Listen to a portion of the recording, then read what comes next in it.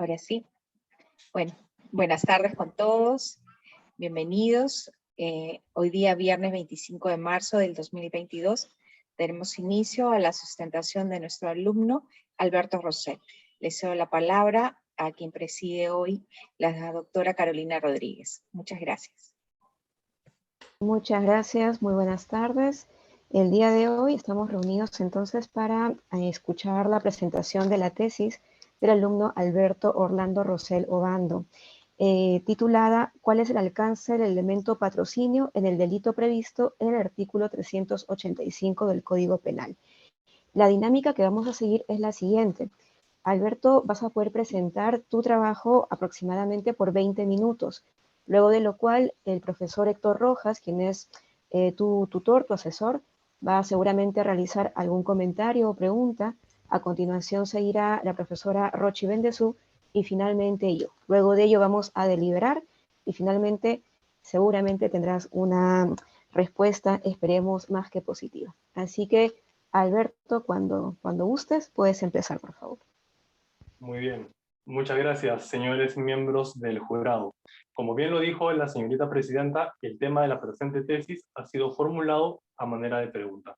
¿Cuál es el alcance del elemento patrocinio en el delito previsto en el artículo 385 del Código Penal? El delito de patrocinio ilegal, que es precisamente el delito previsto en el artículo 385 del Código Penal, tantas veces utilizado, pero poco estudiado, es de vital importancia, debido a que por los siguientes fundamentos, sobre todo en el caso de estos sistemas, de este sistema del sector público, como voy a proceder a explicar a continuación. Los trabajadores públicos, sean funcionarios públicos o servidores públicos, por desconocimiento del delito de patrocinio ilegal, o para ser más exacto, por el desconocimiento del elemento patrocinio, al realizar determinadas conductas, pueden generar dos fenómenos. El primero de ellos es que estos trabajadores públicos, sean funcionarios o sean servidores públicos, al realizar determinadas conductas que deberían estar tipificadas como un delito de patrocinio ilegal, muchas veces pues se ven investigados o procesados penalmente y hasta sancionados por delitos diferentes al delito de patrocinio ilegal, siendo que estos delitos tienen una pena superior al delito de patrocinio ilegal. Por otro lado, ocurre lo total opuesto. Esto es, los funcionarios públicos o servidores públicos que realizan determinadas conductas que deberían considerarse como patrocinio ilegal, se ven también encausados, investigados o procesados por delitos diferentes al delito de patrocinio ilegal. Sin embargo, aquí es donde viene la diferencia, doctores. El sistema judicial, aplicando correctamente el derecho, logra o concluye absolver a estos trabajadores públicos, generando de esta manera una sensación de impunidad hacia la sociedad. Todo ello lo podemos resolver, todo ello lo podemos evitar entendiendo, comprendiendo cuál es el verdadero alcance del elemento patrocinio. Muy bien. Como ya lo mencioné, este elemento ha sido poco estudiado, ha sido poco desarrollado. Nuestra doctrina, únicamente y desde luego con todos los respetos a nuestros juristas, pero solamente han enumerado sinónimos de qué se entiende por patrocinar. Es nuestra jurisprudencia, mediante la Casación 226-2012 Lima, la que ha realizado algunos esfuerzos para poder dotar de contenido a qué es lo que debemos entender por patrocinio. De esta manera, la referida Casación 226-2012 señala que el elemento patrocinio puede ser realizado mediante actos de asesoramiento o mediante actos de defensa, siendo que los actos de asesoramiento es todo consejo, toda opinión del trabajador público, sea funcionario, sea servidor, en una causa concreta. Un consejo directo susceptible a ser materializado en actos concretos. Y los actos de defensa, en palabras de esta casación, es el acto de patrocinio por excelencia. Es decir, el trabajador público, funcionario, servidor, hace suya la causa y pretende hacer prevalecer su posición jurídica frente a la posición jurídica de la contraparte. Esta posición, esta definición, nos parece que es acertada, pero insuficiente. Es ahí en donde tiene origen nuestra hipótesis. El elemento patrocinio no necesariamente debe o puede cumplirse mediante actos de asesoramiento o mediante actos de defensa. Sobre todo por lo que señala nuestra Corte Suprema en la casación ya mencionada, bastante interesante, y me permito leerlo textualmente de manera muy breve. Menciona nuestra Corte Suprema que patrocinar implica todo suceso que permita la mejora de una situación jurídica de un particular. Entonces, ¿qué duda cabe que en este ambiente, que en este entorno del sector público, en donde las ayudas, en donde los favores es un tema recurrente, lamentablemente es un tema recurrente, no podemos reducir estas ayudas únicamente consisten en realizar actos de asesoramiento o en realizar actos de defensa? Es decir, no podemos reducir estas ayudas a un contenido jurídico. Desde luego, también sería incorrecto señalar que porque estas ayudas, que porque estos favores no tienen contenido jurídico, estaríamos automáticamente ante la presencia de otro delito previsto contra la administración pública. También, desde luego, si se toma por cierto o por únicas opciones que el acto de patrocinio debe ser realizado mediante actos de asesoramiento o mediante actos de defensa, estaríamos señalando de manera implícita que un trabajador público que tiene como...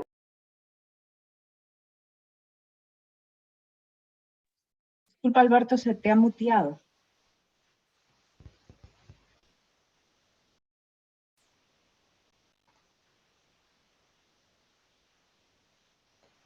Yo no logro escuchar a Alberto.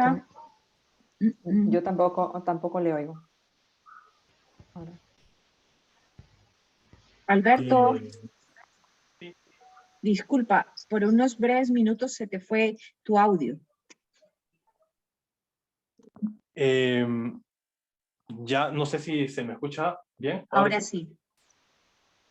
Claro, bueno, me quedé en que seguramente estos actos de patrocinio no necesariamente pueden ser realizados mediante actos de asesoramiento o mediante actos de defensa.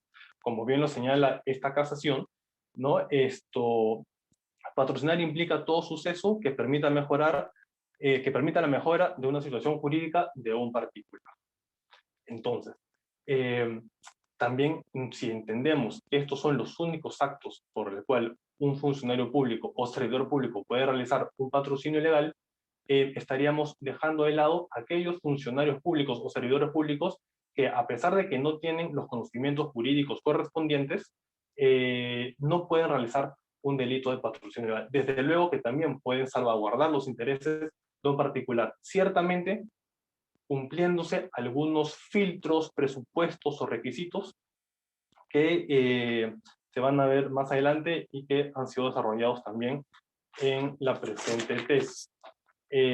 Entonces, al realizar un estudio minucioso del elemento patrocinio, estaríamos pues ordenando o entendiendo el verdadero alcance de las ayudas o de los favores frecuentes que funcionarios públicos realizan para salvaguardar intereses de particulares. Además de ello, podemos ubicar e interpretar de manera sistemática el delito de patrocinio con otros delitos cometidos por funcionarios públicos ante la administración pública, a fin de evitar seguramente también diversas confusiones que, dada la casuística, pueden surgir. Muy bien. Para ello tenemos el capítulo 1, que es el estado de la cuestión. ¿Qué es lo que se entiende hasta el momento por patrocinio? En primer lugar, hemos considerado oportuno desarrollar o mencionar que es un delito de medios determinados. Es decir, el delito de patrocinio ilegal, el agente que realiza el acto de patrocinar necesita de un instrumento comisivo, lo que dota de relevancia penal al hecho que un trabajador público, funcionario o servidor, patrocina intereses de particulares, es precisamente la valía del cargo. Y ello también se condice con la naturaleza jurídica, ¿no? de este delito de patrocinio ilegal, ya que pertenece al rubro o sección o grupo, según la definición que se le quiera llamar, de concusión.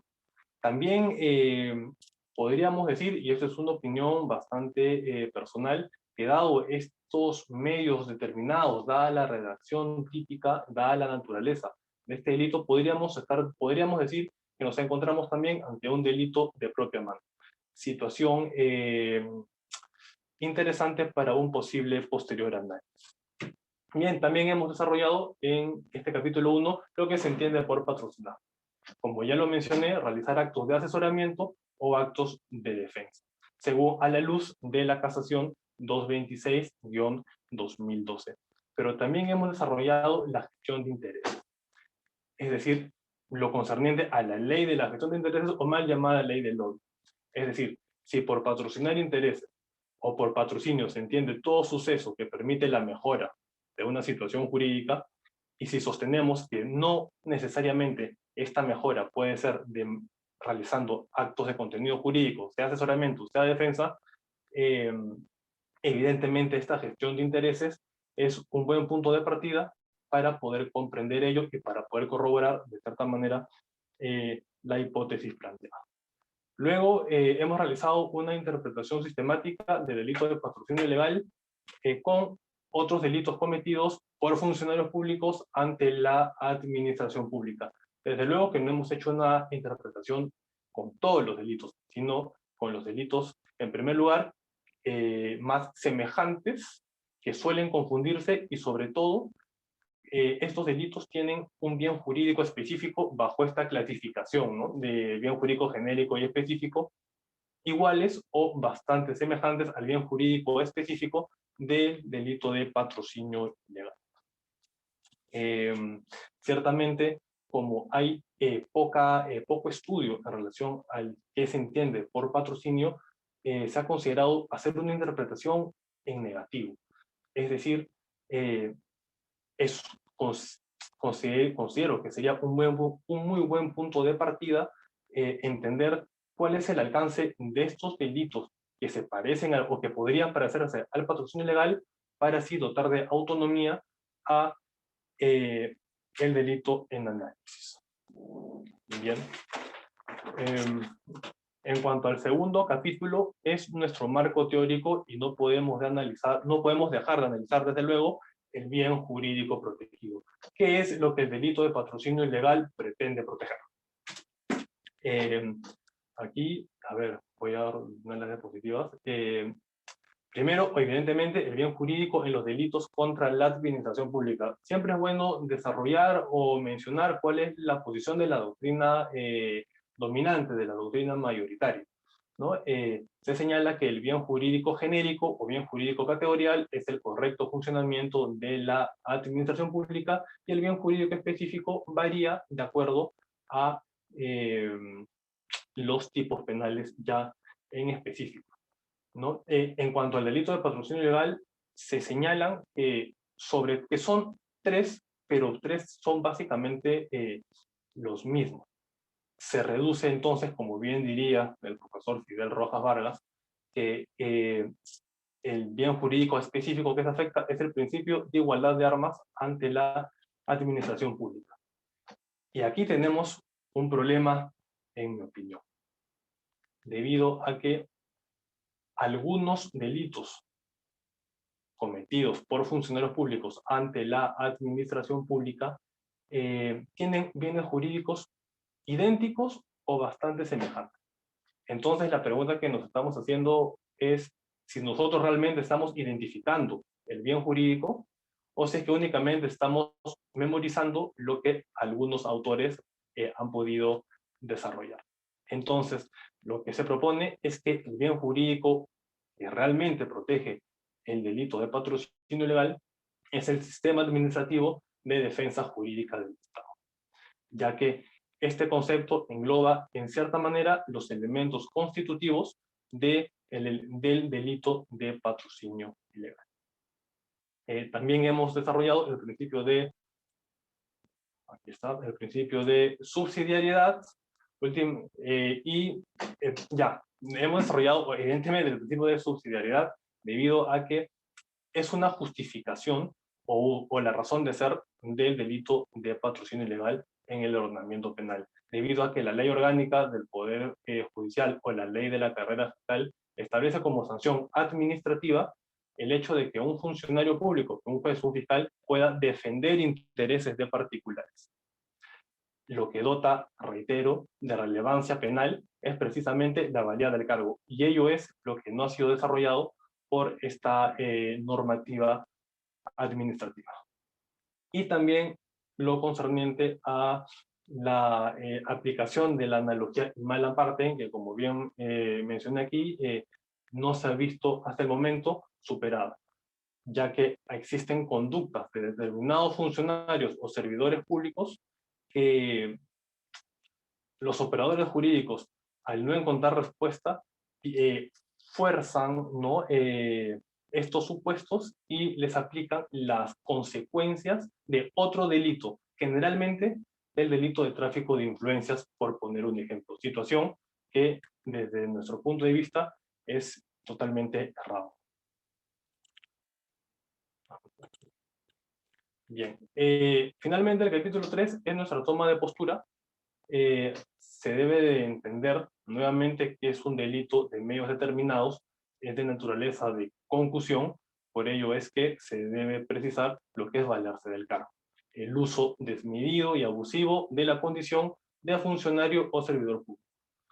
Del mismo modo, ¿qué cosa se entiende por patrocinio? No solamente actos de asesoramiento o actos de defensa, sino también actos de gestión de interés, o una suerte de gestión de intereses ilícitos, evidentemente. Y también una posible alternativa a una posible problemática sobre posibles relaciones concursales en el delito de patrocinio ilegal, junto o en relación al respecto con otros delitos previstos cometidos por funcionarios públicos ante la administración pública. En cuanto a nuestras conclusiones, nuevamente, no podemos entender qué significa el patrocinio sin antes saber el instrumento comisivo del mismo. Patrocinar significa realizar actos de asesoramiento o de defensa, es cierto, pero también de gestionar intereses de manera ilícita o indebida. Y finalmente, es un delito autónomo, es decir, no es nuestra intención sostener que por el hecho de que, por ejemplo, al delito de tráfico de influencia o de colusión le faltaría en el análisis, en el suceso típico de una determinada causa, algún elemento constitutivo, automáticamente nos encontramos ante el delito de patrocinio ilegal. Eso es falso. Un hecho atípico es ello, un hecho atípico. El delito de patrocinio ilegal tiene sus propias características, su propia estructura, y considero que la propuesta que estamos ofreciendo nos pueden dar luces, pautas al respecto. Bien, eso sería toda mi exposición. Muchas gracias, quedo atento a sus preguntas. Muchas gracias, Alberto, por la exposición. Le cedo la palabra a tu asesor, el profesor Héctor Rojas.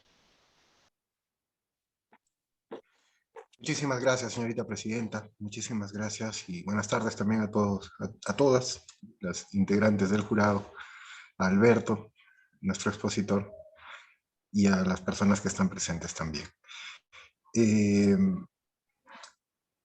Bueno, nos encontramos una vez más frente a una tesis que culmina todo un proceso de graduación de un estudiante. Yo, como suelo hacer cada vez que soy asesor de una tesis, de una propuesta, en la que de alguna forma también uno participa, ¿no? Y creo que se hace responsable del trabajo. No formulo preguntas, y no lo voy a hacer tampoco en esta oportunidad. Me parecería hacerle perder el tiempo al jurado en hacer preguntas que probablemente Alberto y yo hemos discutido bastante largo, y las respuestas probablemente me las sepa yo también, y las dudas también las tenga yo igual, ¿no? Entonces no quiero hacer perder tiempo al jurado en eso. Solo lo que quiero hacer es, como digo, ofrecerles una mirada personal, una valoración personal del trabajo, de su trascendencia, y de por qué creo que es un trabajo que está culminado, y la sustentación que viene a ofrecer Alberto es una sustentación válida. cuando Alberto Rosell me dice, me propone, ¿no? Bueno, no es que me la proponga, sino que me dice, me comunica que su tema elegido es el tema del patrocinio ilegal, a mí me dejó un poco fuera de foco, porque realmente uno suele estudiar, suele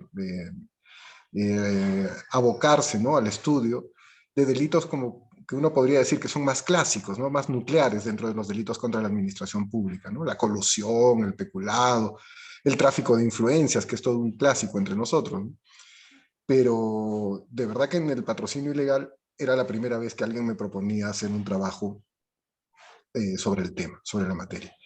Y cuando él empezó también a hacer su búsqueda del estado de la cuestión, digamos, lo que ha presentado en su capítulo 1, este capítulo 1 que le tomó prácticamente todo el primer año de estudios en la maestría, realmente fue un poco complicado y difícil poder elaborar este capítulo 1, porque pudimos notar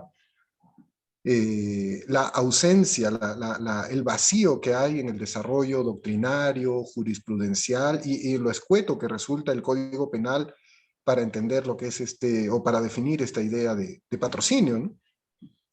Fue una tesis, como digo, que, y como lo ha mencionado también Alberto en su exposición, buscó entonces ubicar, ¿no?, posicionar dónde está el delito de patrocinio ilegal dentro de la estrategia preventiva que tiene el legislador con relación a las conductas corruptas, con las conductas que implican el acercamiento de un funcionario corrupto hacia la administración pública, hacia el bien jurídico, administración pública. Por eso es que este capítulo, creo yo, y Alberto aquí ha mostrado su aptitud como investigador, como estudiante preocupado por la materia penal, pues se hizo esta comparación, ¿no?, entre el alcance de lo que podría ser el tráfico de influencias, de lo que puede ser la negociación incompatible, de lo que puede ser la colusión, porque pensamos, y creo que este es un planteamiento interesante, es un planteamiento novedoso de esta tesis, que si podíamos ubicar qué era lo que había querido proteger el legislador a través de estos otros tipos penales, podríamos tener una línea de interpretación, podríamos tener una pauta interpretativa en negativo, ¿no? Porque aquello que no se puede colocar dentro de los otros tipos penales, que se puede visualizar que no se ha incorporado entre los otros tipos penales como digamos, cadena de actos que puedan, o sucesión de actos, ¿no?, que puedan terminar en una lesión contra la administración pública y que puedan significar patrocinio ilegal, pues ahí estaría más o menos una línea interpretativa, una línea del alcance del tipo, ¿no? Y creo que esto se ha desarrollado muy bien, creo que Alberto por ahí encontró un buen espacio para ubicar el patrocinio ilegal.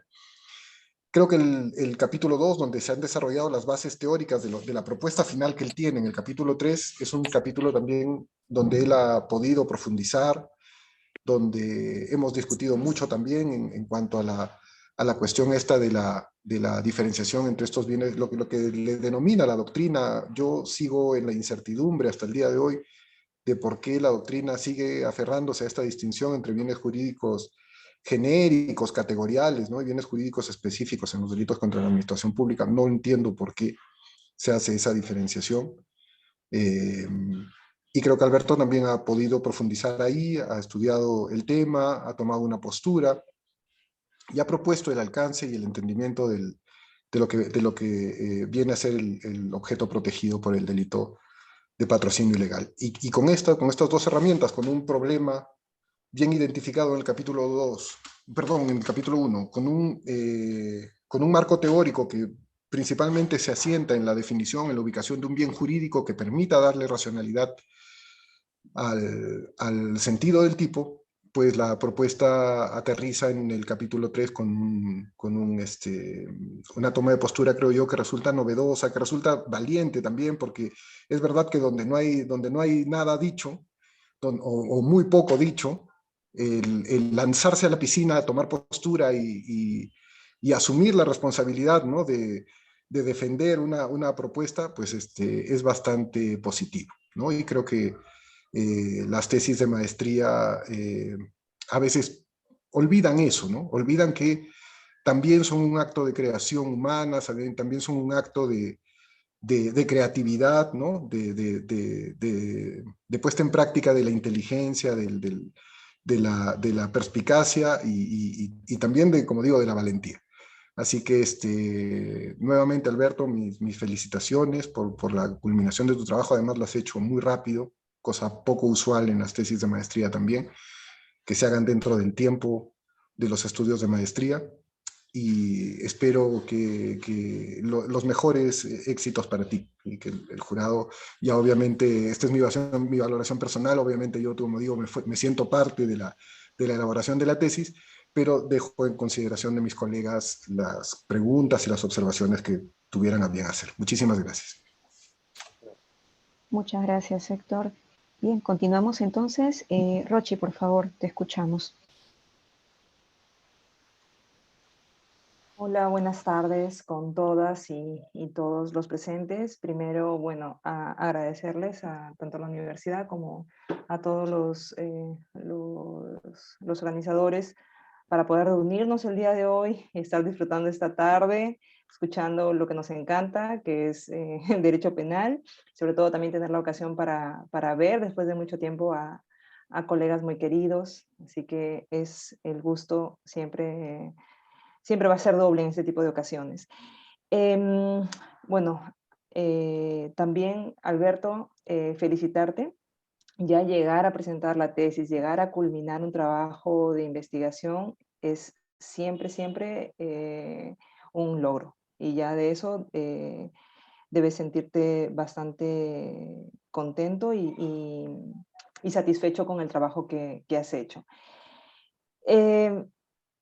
Bien, yo voy a hacer, me han dicho, ya me han informado que me puedo demorar algunos minutos, entre 10, 15, 20 minutos, así que voy a más o menos a mostrar un poco la estructura de, de mi intervención.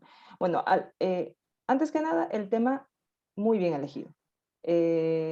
Tú mismo lo has dicho en la exposición y también lo dices en el trabajo, es un tema sobre el cual se ha escrito poco, ¿no? Y quizás las pistas que tenemos para seguir las da la jurisprudencia, que tampoco es quizás como el mejor repositorio para sacar buena información, porque tampoco es que tengan mucho tiempo para estudiar a profundidad las consecuencias y todas las implicaciones de una figura como el patrocinio ilegal, pero son los que se han pronunciado, entonces quizá era la única opción que tenías para comenzar a escarbar por ahí qué había detrás de ese tema. Entonces, el tema bien elegido.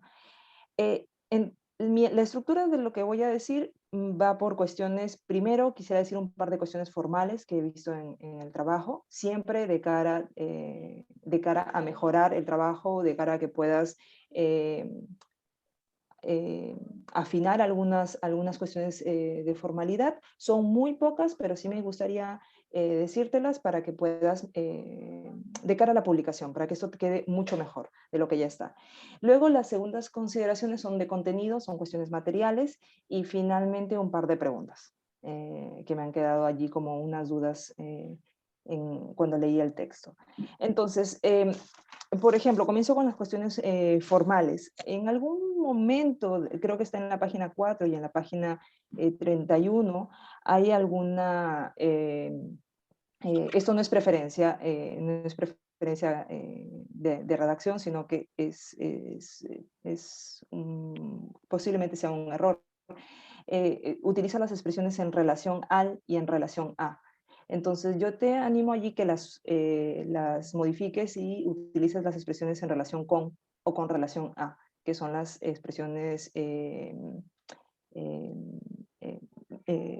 correctas. Luego está, por ejemplo, en alguna parte, creo que en la página 13, dotar, colocaste dotar en, y de hecho puedes alternar con las preposiciones dotar a o dotar de, ¿no? Por allí algún error en redacción, que es cuestiones de tipeo, bueno, con todo el apremio de la tesis, ¿no? Pero te las digo, ACOS aparece en la página 14 y algún uso impropio también del delio que debió ser delito en la página 25 y algún uso incorrecto de la coma verbal o de la coma elíptica en la página 17. Y ya la última es, en la página 31 vas a encontrar el de acuerdo a, que yo también te animaría para que lo sustituyas por el de acuerdo con, ¿no? Entonces, esas son cuestiones formales muy pequeñas, no han habido más, te las digo porque eso te puede ayudar a mejorar la redacción de tu texto. En cuanto al tema del contenido, el contenido también bastante equilibrado, bastante estructurado, bastante bien. ¿Qué cosas se podrían mejorar desde mi punto de vista? Creo que hay algunas discusiones que tú te compras en el desarrollo de la tesis de maestría y que creo que no hacían falta. Mi impresión es que no hacían falta meterse en esos debates tan engorrosos para lo que tú buscabas en el trabajo, porque lo que entiendo que tú buscabas era determinar el alcance del delito de patrocinio ilegal y también esclarecer un poco el contenido de esos verbos rectores, ¿no? Que era el valerse de, ¿no? Y el otro. Entonces, por ejemplo, ¿qué discusiones a mi gusto no necesitabas comprarte, ¿no? Todo el desarrollo del principio de legalidad y de la tipicidad que lleva, creo que te lleva como unas 5 o 6 páginas al principio del trabajo, entonces no era quizás tan necesario que abordaras ese debate, tampoco, por ejemplo, entre la distinción entre elementos normativos y elementos descriptivos, que es que quizás en los manuales uno encuentra esta distinción como más sencilla, más simple de lo que realmente es. Quizás si es que insistes en decir algo sobre esto de esta diferencia de los elementos normativos y elementos descriptivos, te pueda servir un texto del profesor Kinhäuser denominado Hechos brutos y elementos normativos. Es más o menos un buen artículo que te pone al tanto de cuán grande es esta discusión y qué consecuencias tendría diferenciar entre elementos normativos y elementos descriptivos. Y bueno, en cuanto a contenido, y esta es creo la última cosa en cuanto a contenido para pasar al tema de las preguntas.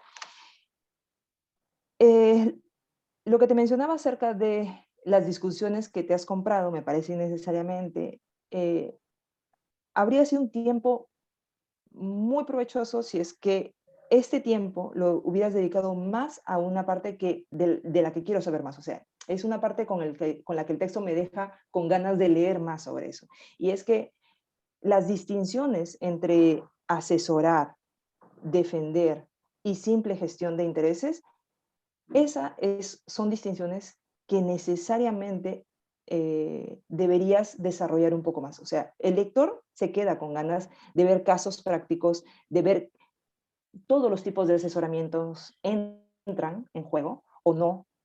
¿Qué es defender? ¿Qué es defender intereses? Hasta la simple llamada telefónica, acudir a una administración pública y preguntar por un asunto, ya es una defensa, ya es, por ejemplo, un asesoramiento, una simple llamada, ya eso tiene relevancia jurídico-penal. Y ese tipo todo ese cariz práctico tiene que estar, mi recomendación es que tiene que estar de cara a la publicación, para que el trabajo sea mucho más interesante de lo que ya es. Entonces, junto con esa diferencia, esas distinciones que a mí me hubiera gustado que tú desarrolles con más profundidad, asesorar, defender, simple gestión de intereses, me hubiera gustado también que las pusieras en conexión o las vincularas con la ley 28.024, ¿no? Porque haces una diferencia que esta ley estaría, ¿no?, para determinados ámbitos, determinados escenarios y no para otros. Bien, mi impresión es que esta ley te puede dar muchos más datos para que enriquezcas tu tesis. O sea, te puede proporcionar datos muy interesantes para que hagas bien la diferencia entre lo que es un patrocinio ilegal o un patrocinador ilegal y un gestor de intereses. Otro punto que creo que es muy importante y que no lo he visto a menos que se me haya pasado de la lectura, pero es que para el patrocinio es muy importante también la definición de intereses. ¿Qué tipo de intereses? Legítimos, ilegítimos, bien, los dos, los dos. A la ley no le interesa que tú defiendas un interés que sea legítimo, no le interesa que sea legítimo, lo que le interesa es que te preocupes por gestionar los intereses del Estado, los que te han sido encomendados. Los intereses privados déjalos de lado, esos no te interesan, esos no son tu competencia. Bien, si puedes ahondar un poquito en lo que es la definición de esos intereses, sería una gran idea, sería excelente para que este trabajo se siga enriqueciendo. Y bueno, eso solamente en cuanto a parte de contenido o temas sustanciales, pero como te digo, son de cara a mejorar. El trabajo está bien.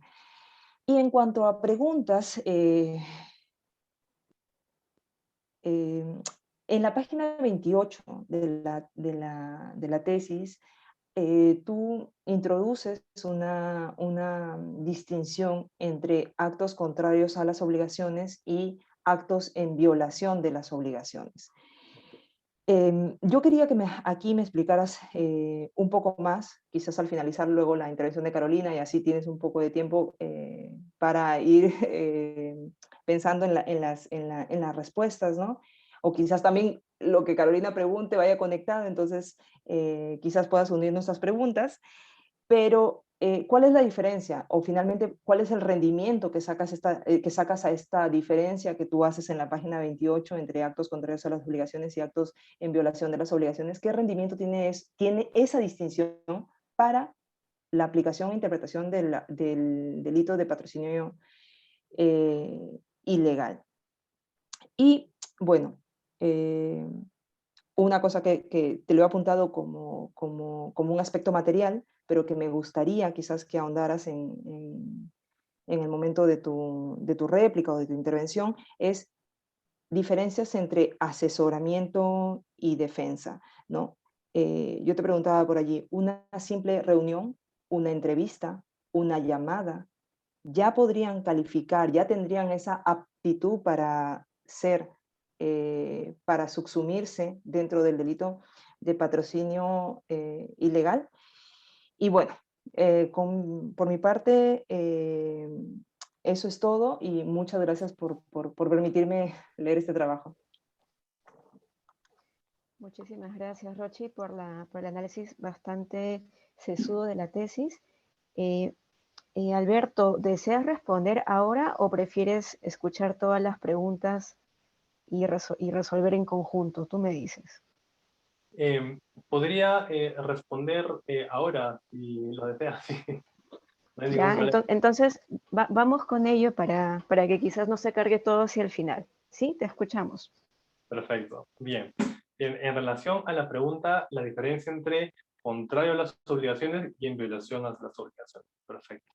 Digamos que los funcionarios públicos, los servidores públicos están regidos bajo una determinada normativa.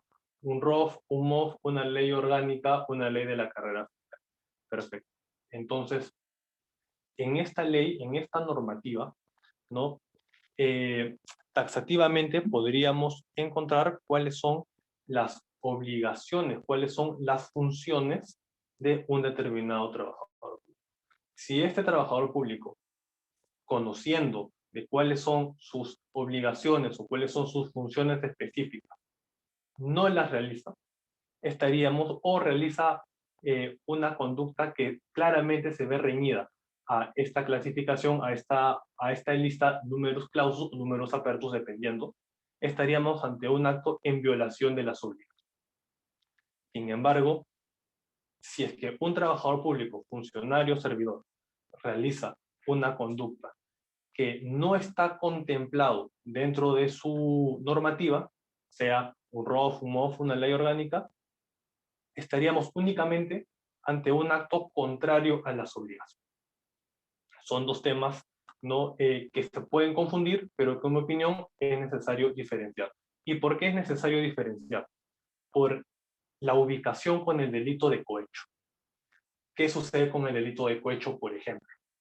El delito de cohecho, para ser más exacto, no hablemos de los cohechos activos, tampoco de los cohechos pasivos, el cohecho pasivo específico. Hablemos simplemente del cohecho pasivo, propio o impropio. Estos delitos señalan que, obviamente, un funcionario público o servidor público va a ser reprimido con una determinada pena si es que, mediante una dádiva, promesa o ventaja, realiza, entre otros, un acto en violación de las obligaciones. No dice contrario a sus obligaciones.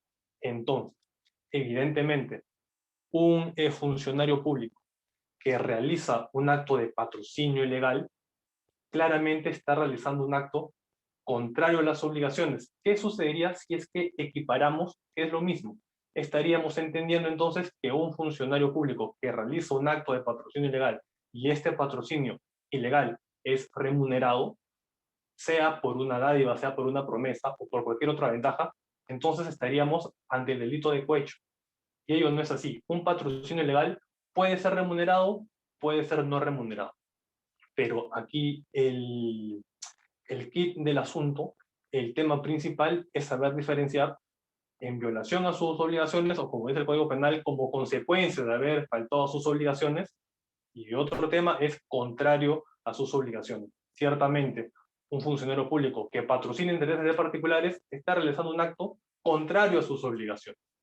Y este acto contrario a sus obligaciones puede ser a modo gratuito, pero también puede ser, repito, mediante una dádiva, promesa, ventaja, y ello no lo convierte a este acto de patrocinio ilegal remunerado automáticamente en un delito de cohecho.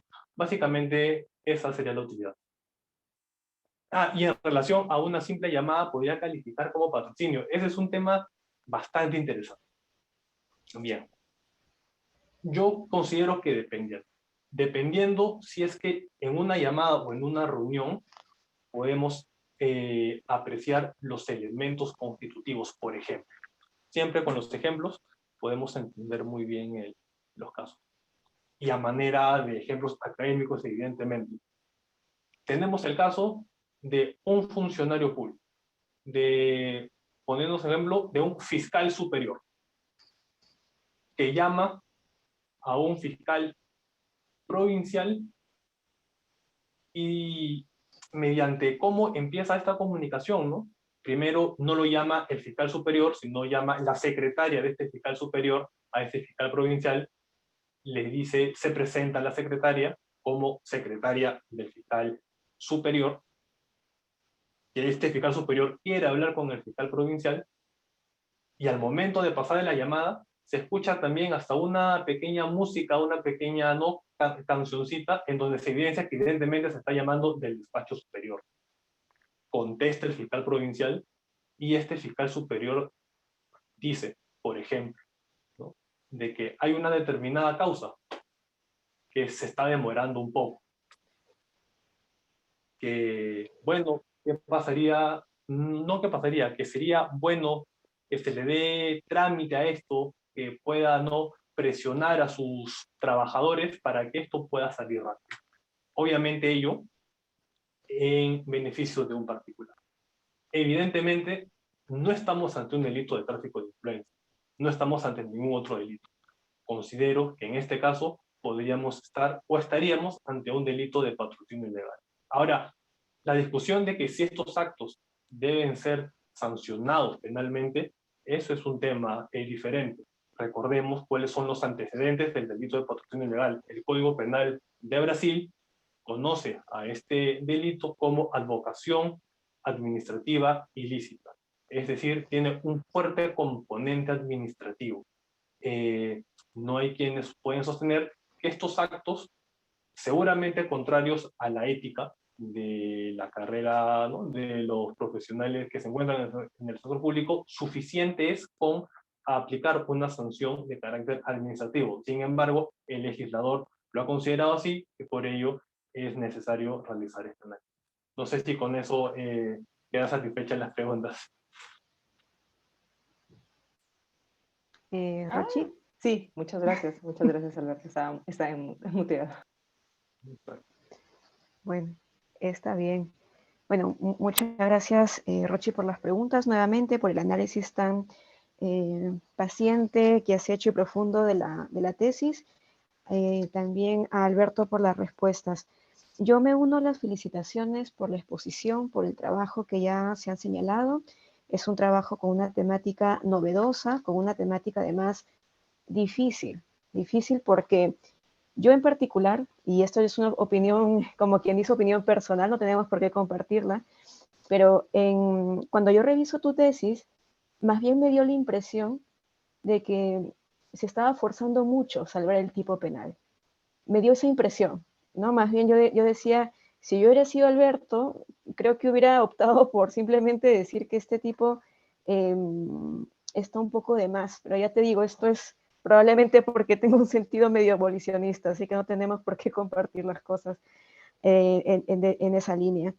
Yo tengo unas preguntas. Voy a empezar justamente por un aspecto que señaló Rochi respecto a esta discusión de elementos normativos y elementos descriptivos. Yo creo que valía la pena incluirlas en la tesis, pero creo que no le sacas el provecho suficiente. Me da esa impresión. Si bien no es, digamos, un punto determinante en la tesis, me hubiera interesado tenerlo en consideración para dos aspectos muy puntuales. Tú defines el alcance del patrocinio y entendería, y ya aquí vamos o podemos ir conversando, que tú lo entiendes como un elemento normativo. Me da esa impresión. ¿Esto es así, Alberto, o no es así? Claro, lo que sucede es que esta discusión, ¿no?, entre de los elementos constitutivos, sean elementos normativos o elementos descriptivos, siempre pueden generar algunos problemas o algunas divisiones o opiniones divididas, ¿no? Yo creo que sí. Yo creo que patrocinar sí está dentro de lo que podríamos entender como un elemento normativo. Sobre todo sabiendo cuál es la definición entre elemento descriptivo y elemento normativo. Evidentemente no podemos comparar, siempre con los ejemplos podemos entender mejor el artículo 106, el que mata a otro. No es necesario tener una formación jurídica para entender qué significa el elemento constitutivo matar. Sin embargo, ya para entender el delito de patrocinio, elemento que ni siquiera nuestra doctrina o nuestra Corte Suprema está haciendo algunos esfuerzos para entender qué significa, yo creo que sí deberíamos de considerarlo como un elemento normativo. Ese es mi punto de Bien. vista. Ok, y digamos, para ello tú haces un ejercicio que incluso también lo he escuchado aquí en la exposición sobre dónde podemos encontrar quizás alguna semejanza de regulación y un poco va por las líneas de las conductas de asesorar, defender o el tema de la gestión de intereses. Bien, em, ¿no te da la impresión, Alberto, que de repente el término patrocinio, ¿no?, si lo dejamos quizás en una interpretación de estos tres componentes, ¿no te da la impresión que podría subsumirse en un supuesto de inducción de algunos otros delitos contra la administración pública? ¿No te da esa, o de repente como pregunta, ¿no? ¿Podría este comportamiento de asesorar, de gestionar alguna actuación, como decía la casación está muy puntual, o para realizar una actuación muy puntual por parte de otra persona, ¿no podría entenderse como una inducción de otros delitos? Ujú, En efecto, como también lo coloqué en la tesis, ujú, este caso es lo que usted me está planteando, doctora, es bastante particular, sobre todo poniendo como ejemplo, ¿no?, el delito de colusión. ¿Qué sucede? ujú, Hay una zona gris en este delito de colusión y me permito poder explicar este ejemplo. Eh, Tenemos que un funcionario público encargado de un proceso de selección eh, recibe a un tercer funcionario público.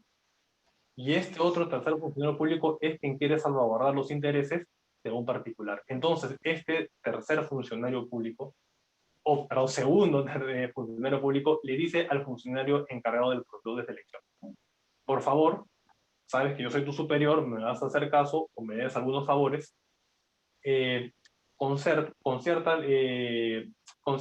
colúdete con este extraneus llamado ABC. Aquí podemos ver dos escenarios. ¿Qué sucedería si es que el funcionario encargado del proceso de selección acepta y se colude con el extraneus? Estaríamos, en este caso, ante una figura de instigación al delito de colusión. Pero ¿qué sucedería, doctora, que este funcionario público encargado del proceso de selección no acepta ello? Yo creo que en este escenario sí podríamos considerar que este funcionario público, el segundo funcionario público, no puede ser considerado inductor, seguramente, del delito de colusión. Siendo más exactos, sí respondería por el delito de patrocinio. Ya, ok. Y justamente agarrando ese ejemplo, digamos, ¿no te parece que este término de asesoramiento, defensa o gestión de intereses requiere previamente una coordinación de hasta dónde se va a llegar con estas actuaciones, digamos, con el privado al que se pretende asesorar o con el funcionario público que se estaría asesorando? O no, basta simplemente que sea un acto que no requiere ninguna concertación previa? No necesariamente, no necesariamente. Es decir, y siempre poniendo ejemplos, ¿no? Puede ser que un particular se reúna con un juez o con un fiscal y le diga: mire, ¿sabe qué, doctor? Me gustaría que usted me ayude entendiendo por qué estoy siendo acá investigado. Y en este escenario, el juez, el fiscal, puede dar una opinión que no estaría dentro de los alcances de este delito, pero también podría, por cuestiones diversas, para pretender ayudar a este particular de una manera excesiva, realizar algunos otros actos que sí encuadrarían dentro de lo que se entiende por patrocinio legal. En otras palabras, yo considero que no es un delito de encuentro, no es un delito de dos dolos que se encuentran. No, podría ser que sí, ciertamente pueden estar en una casa, en un lugar, en una reunión y concertar. Evidentemente, aquí el interesado defendido respondería a título de instigador, pero no necesariamente, a diferencia del delito de colusión o el delito, por ejemplo, de tráfico de influencias. Pero ¿no te parece entonces que de alguna manera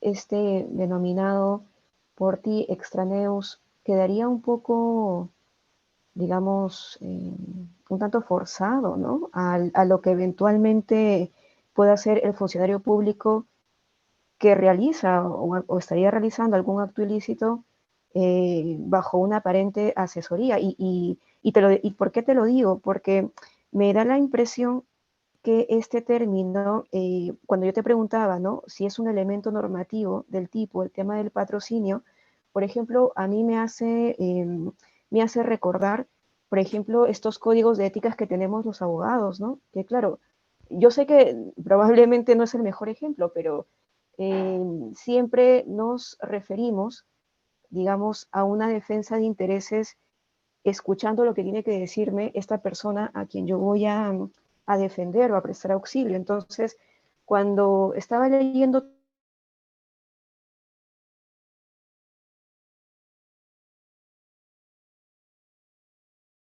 los términos de la defensa, quedaba un poco en el aire.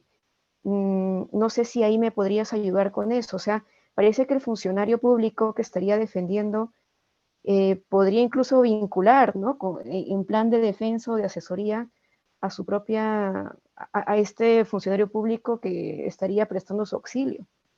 No sé si se da esa impresión también. A ver, quiero saber si es que he entendido bien la pregunta. Usted me está preguntando si es que el particular que ha estado defendiendo este funcionario público también debería responder penalmente. Básicamente, esa es la pregunta. No, me daba un poco la impresión de que, de que en nombre, ¿no?, de una asesoría o de una defensa, se podría incluso quizás, digamos, exceder los términos de un acuerdo que vaya en este sentido por parte del funcionario público que busca este auxilio, ¿no? De este funcionario público que requeriría el apoyo en asesoría o en defensa. Un poco lo llevaba por ahí. Pero bueno, no, probablemente va en la línea de lo que te decía Roche acerca de que había todavía que afinar bien qué se entiende por asesoría o defensa o gestión de intereses. Yo tengo una última pregunta que va por el lado del tema probatorio. Bueno, en realidad tengo otra más. El tema probatorio, ¿crees que sería difícil probar este delito en atención a los términos que tú tienes aquí de asesoría, defensa y gestión de intereses? ¿Podría ser difícil esto? Yo creo que no, o al menos no necesariamente, debido a que, como bien lo señala también el doctor Fidel Rojas, no todos los delitos cometidos por funcionarios públicos ante la administración pública son delitos clandestinos. A diferencia del delito de tráfico de influencia o del cohecho, que ciertamente sí son delitos que son cometidos pues, de manera subrepticia, clandestina, el delito de patrocinio ilegal muchas veces no es así. No hay un acto más evidente, más obvio, muchas veces, siempre hay excepciones desde luego, pero que el funcionario público primero tenga que hacer prevalecer su jerarquía, hacer prevalecer sus relaciones para recién ahí poder introducir elementos de defensa o de asesoramiento a la administración pública. Entonces, yo creo que por ahí el tema no sería difícil probar. Ahora bien, por supuesto que la casuística nos da muchas situaciones en donde evidentemente una sola conversación, un solo acuerdo en una reunión, en donde no existe nada más que, por ejemplo, en una investigación secreta, tomas de fotos, sin saber qué cosa se conversó en esa reunión, va a ser muy difícil probar ese delito, ¿no? Se ha podido realizar un delito de patrocinio ilegal o también se ha podido realizar un delito de tráfico de influencia. Eso siempre pues, puede generar ciertamente algunos problemas. Ujú. Ya, esto yo lo preguntaba por justamente cómo acreditar que la actuación que estoy haciendo lo hice en la línea del asesoramiento. Em, a eso me refería cuando decía, debe haber algún término de acuerdo respecto o hasta dónde voy a asesorar, ¿no? Pero ok. Y mi última pregunta, la subsidiariedad, ¿no?, de la intervención penal. Este es un delito que, a diferencia de otros delitos, se protege con un ámbito de pena pequeño, ¿no?, hasta irrisorio, podríamos decir. ¿Tú apostarías por mandarlo al derecho administrativo sancionador o disciplinario?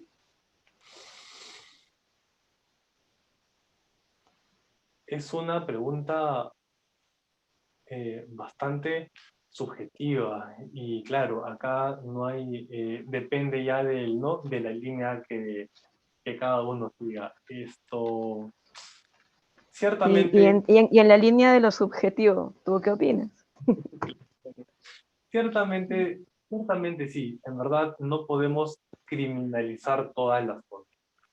Evidentemente, claro, si nos ponemos de una manera pues bastante objetiva, aunque, a ver, vamos también por partes, en este ambiente en el cual nos encontramos, en nuestro país, en el tema de la corrupción, está tan arraigada, yo creo que sí es necesario, pero yo creo también que de repente, eh, estabilizado este ambiente, o de repente en otros países, en donde pueden haber tasas de corrupción, pero no tan altas, recordemos que aquí tenemos el problema tanto de Odebrecht, tanto de los cuellos blancos, y siguen habiendo más temas de corrupción en el ambiente presidencial también.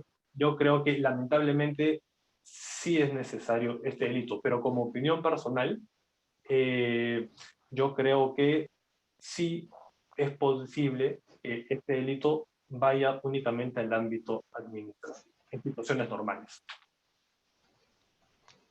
Ok, en situaciones normales. Bueno, está bien, Alberto. Muchas gracias por tus respuestas.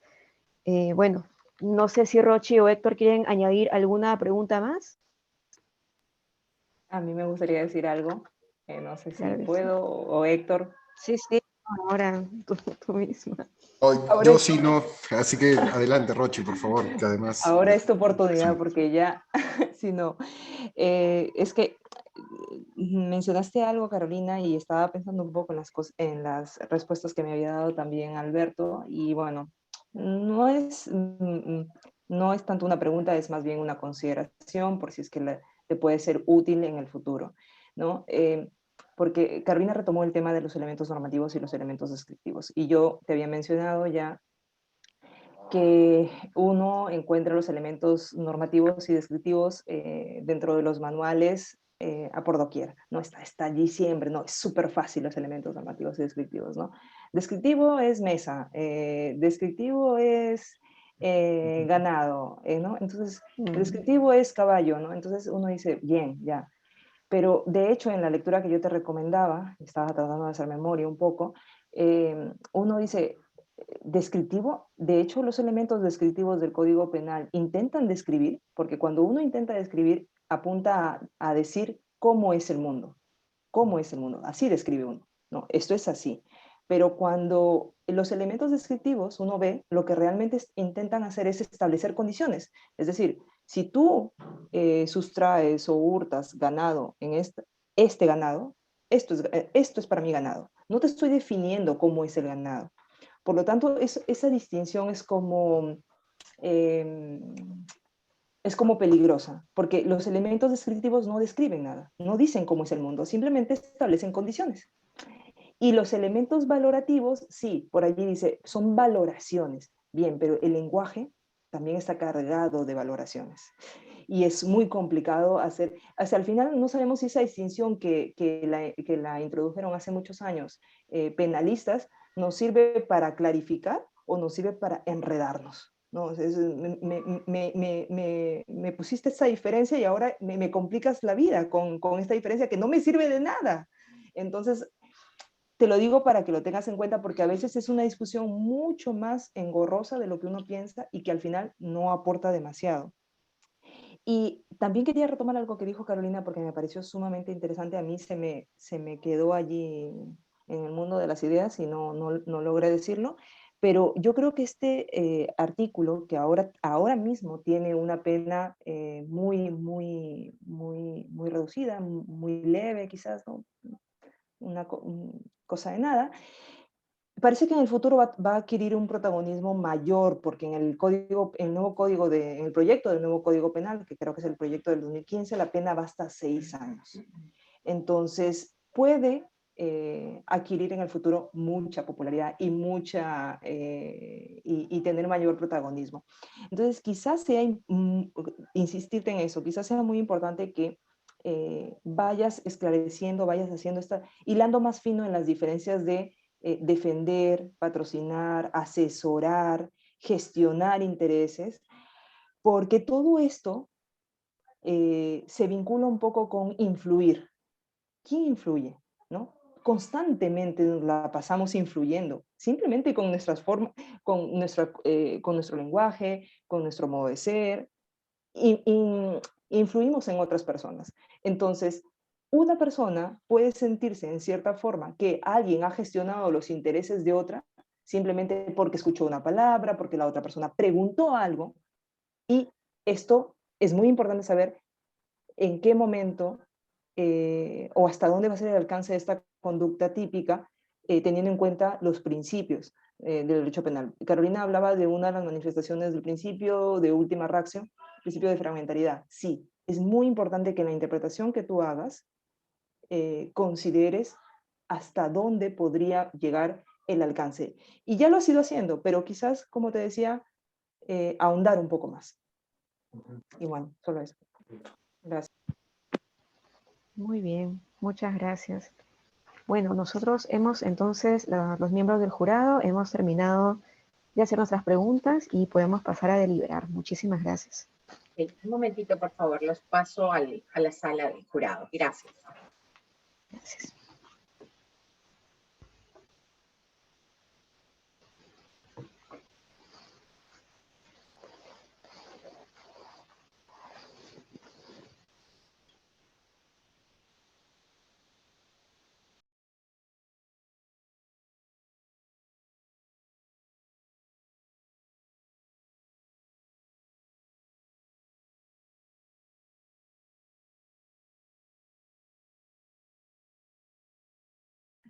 Ahora sí, Alberto, voy a tomar un vaso con agua. Esperamos un momento, pueden tardar unos 5, 10, 15 minutos los miembros del jurado. Cuando ya hayan culminado, me van a pasar la voz para retornar a la sala. Te felicito, lo hiciste muy bien. Gracias. Lo que usted es que no sé cómo no sé cómo ampliar mi... A ver, quiero apagar mi cámara. A ver. Lo que tienes que hacer más bien también es ya no compartes tu pantalla. Sí, stop. Ahora sí. Ya. Un poquito mejor. A ver. Listo. Gracias. Nos vemos en breve.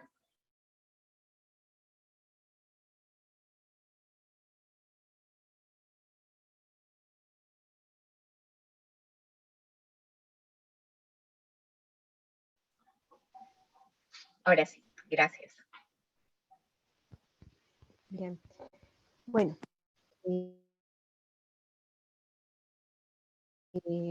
Bueno, los miembros del jurado hemos deliberado y voy a proceder a leer el acta del examen de grado con el resultado de nuestra deliberación.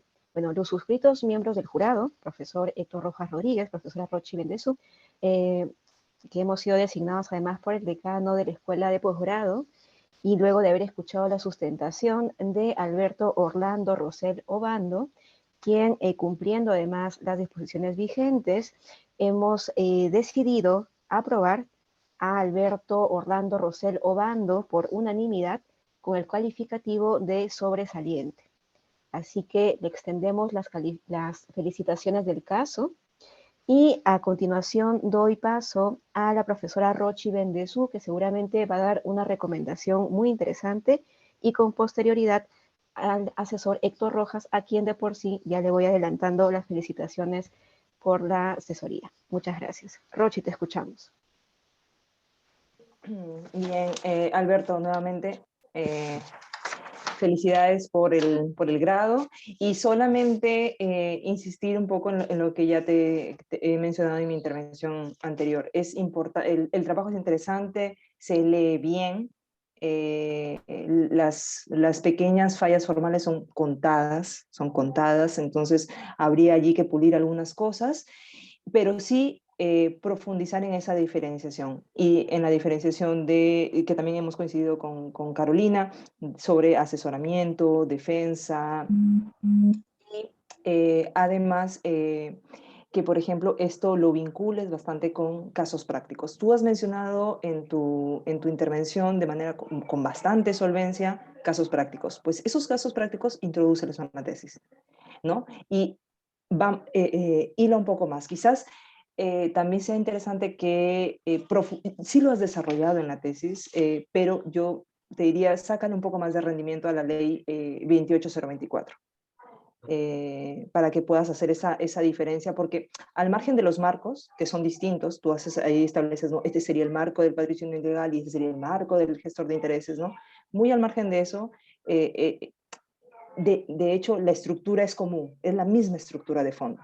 Entonces, allí sería importante que vayas haciendo más diferencias. Lo que te mencioné también sobre intereses, qué tipos de intereses, qué son intereses para el delito de patrocinio ilegal. Y bueno, solo eso, mucho ánimo con lo que queda para la publicación y para el futuro.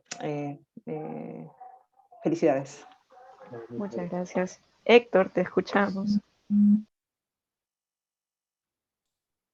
Bueno, muchísimas gracias a Carolina y a Rochi por la valoración tan positiva que han tenido del trabajo. Yo, como digo, como asesor, uno siempre comparte el riesgo y, y pues también comparte la satisfacción de esta valoración positiva, ¿no? Que tienen dos profesionales tan competentes como ellas. Así que me siento muy contento, muy alegre, además muy satisfecho y creo que es muy merecido, porque lo he visto, como digo, Alberto, durante estos 2 años trabajar muy duro y creo que es un reconocimiento justo. ¿Sí? No, creo no estar subjetivizado ni pecar aquí no sé, de falta de modestia, ¿no? Creo que es una buena calificación. Eh, eh, Solo decirte, Alberto, algo que quizá estoy pecando acá de incidente, pero creo que es importante saberlo. Una de las cosas que se conversó, se ha conversado, y que te lo ha dicho Prochi también, es que al momento de hacer estas distinciones entre los verbos rectores, no ha quedado claro, ¿no? No, o sea, en todo caso, no es que no quede claro, queda claro, pero podría enriquecerse. Y eso es muy importante, ¿no? Como yo te he dicho a lo largo de este tiempo, cuando uno redacta siempre tiene que estar redactando pensando en el lector, ¿no? No tanto pensando en sí mismo, sino pensando en cómo va a estar el lector. Y aquí has tenido dos lectoras muy competentes que te están dando este feedback y creo que es importantísimo tomarlo en cuenta, porque a mí sí me parece que debe ser un trabajo que amerite su publicación más adelante. Así que te animo a ello, ya sabes que cuentas conmigo para lo necesario. Y pues nada, muchísimas gracias. Y ya no te quito más tiempo, Carolina, que sé que estás apurada. Un abrazo No, grande. no, qué ocurrencia. Muchas gracias, las felicidades del caso, felicitaciones del caso nuevamente, Alberto, y todos los éxitos. Muchísimas gracias. Felicidades. Gracias a todos. Muy buenas tardes. Felicitaciones, Buenas Alberto. tardes. Felicidades. Cuídense, Adiós. cuídense. Hasta luego. Adiós. Chao, Rochi. Estamos viendo. Chao, chao. Chao, Adiós. Eriquita.